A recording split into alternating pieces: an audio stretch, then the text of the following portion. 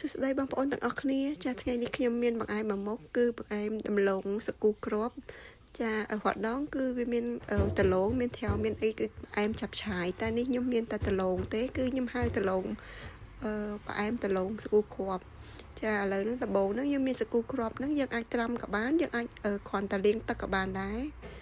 ហើយនេះគឺជាកាដោបងប្អូនយកមកត្រាំទឹកប្រហែល1ម៉ោងឬកន្លះម៉ោងបានហើយដំឡូងខ្ញុំកាត់ជាទូចៗសម្រាប់ឲ្យឆាប់ឆ្អិនហើយឆាប់បានញ៉ាំហើយដាំទឹកដំបូងនេះគឺយើងដាំទឹកហើយពេលដែលរៀងពុះតិចទៅយើងដាក់ជាមួយនឹងខ្ទិះដូងចូលហើយពេលដែលយើងដាក់ខ្ទិះដូងឲ្យវាពុះបន្តិចសិនទៅយើងថែមជាមួយនឹងទៅជាកាដោយើងដាក់មុនដោយសារវាក្រផុយហើយពេលយើងដាក់ទៅប្រហែលជា3 ទៅ 4 នាទីអីវាចាប់តាមទន់ល្អហើយទៅយើងបន្ថែមជាមួយនឹងដំឡូងចាដំឡូងហាន់តូចៗចឹងគឺឆាប់ឆ្អិនហើយឆាប់បានញ៉ាំបងប្អូនចាពេលដែលយើងដាក់ដំឡូងនឹងហើយទៅយើងទុកចោលប្រហែលជា2 ទៅ 3 នាទីទៀតចាបងប្អូនដើម្បីឲ្យដំឡូងនឹងវាផុយល្អជាមួយនឹងទៅជាកដោនឹងវាផុយដូចគ្នាចាហើយពេលឥឡូវនេះយើងត្រូវថែមបង្អែមដាក់ផ្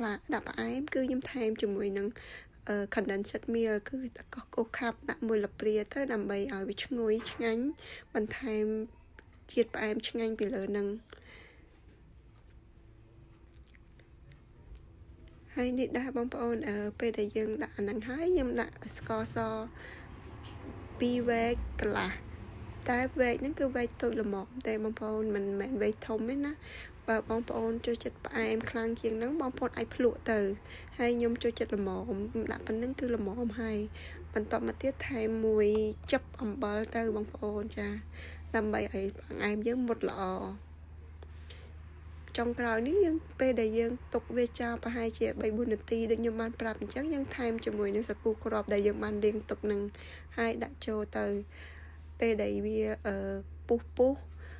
យើងដាក់ចូលប្រហែលជា2 នាទីគឺវាឆ្អិនល្មមហើយព្រោះសាគូគ្រាប់វាទន់ហើយលឿនចាហើយអញ្ចឹងបងប្អូនឃើញបិទភ្លើងបានប្រហែលជា2 នាទី 3 នាទីតាមដែលបងប្អូនឃើញថាវាល្មមហើយរួចរាល់ហើយបងប្អូនហើយងាយស្រួលធ្វើណាបង្អែមមួយនេះហើយឆ្ងាញ់ទៀតបងប្អូនបើសិនជាបងប្អូនអត់មានគ្រប់មុខអីបើសិនបងប្អូនដាក់ត្រាវដាក់អីថែមទៀតក៏បានដែរគេហៅថាបង្អែមឆាប់ឆាយចាបងប្អូនចាលើកនេះគឺខ្ញុំមានតែបង្អែមជាមួយនឹងដឡូងទេអរគុណ